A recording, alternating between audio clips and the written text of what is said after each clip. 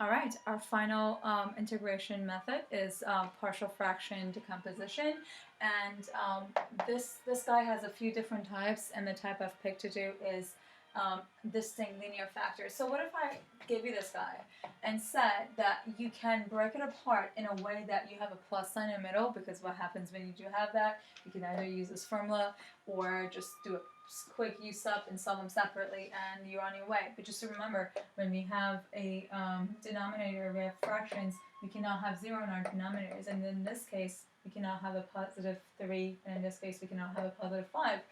But what does this guy have to do with that? What if I could make this guy look exactly like that? So let's break it apart. Remember again, when we say distinct linear factors, this is what we're exactly talking about. What if I can break this guy up into two distinct linear factors? So let's see, what times what gives me a positive number, but when we add them gives me a negative number. So I clearly have to have two negatives in the middle. So 3 times 5 gives me 15. Would it give me 8 too? Absolutely does. And you're right, I knew what I was doing when I wrote that here. So I just wanted to save myself some time, and yeah.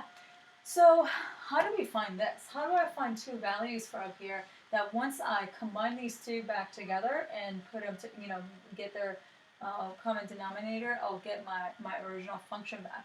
Let me show you a method I learned in my class, and I think it's pretty cool and fast. So let's say I want to solve for a. I'm going to come out here, cover up what's under a. This is called the cover up method. So I said that if I give this a positive 3, it will give me a 0, but I've covered this guy up right now, so that is no longer my problem. So I'm just going to use that 3 and see what happens. 3 times 3 gives me a 9, and 3 minus 5 gives me a negative 2. So I'm going to give my a 9, negative 9 over 2. And when it comes to b, I'm going to do the same exact thing for it. I'm going to cover up what's under b. I'm no longer worried about this 5 to send this to 0. This bottom one's a 0, so I'm going to give it to this guy. I'm going to give it to this guy. This will give me 15, and here 5 minus 2 gives me a 2, so that gives me a value for b at positive 15 over 2. Now guys, I'd like you to pause this video, plug this number in, go get the common denominator, and I promise you you'll get back at this. I'd like to solve that for you, but at the moment I'm kind of pressed for time.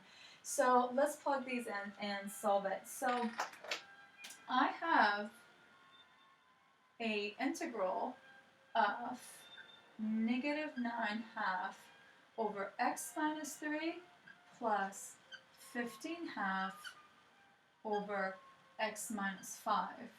And don't forget, we're still into an integral, and that's with a dx. You can go ahead and do a u sub and solve this, but I'm going to use this formula and show you how it works. So that formula says that if I have an integral in a form of 1 over ax plus b, I can, I'm going to end up with a natural log. And how does that work? So the formula says your answer should be 1 over a. I'm going to start with the first one. So first off, I have negative 9 over 2 as a constant. So I'm going to break him out. And then I'm going to solve this. So now I have 1 over x minus 3, which gives me, according to that formula, 1 over a times ln of this guy.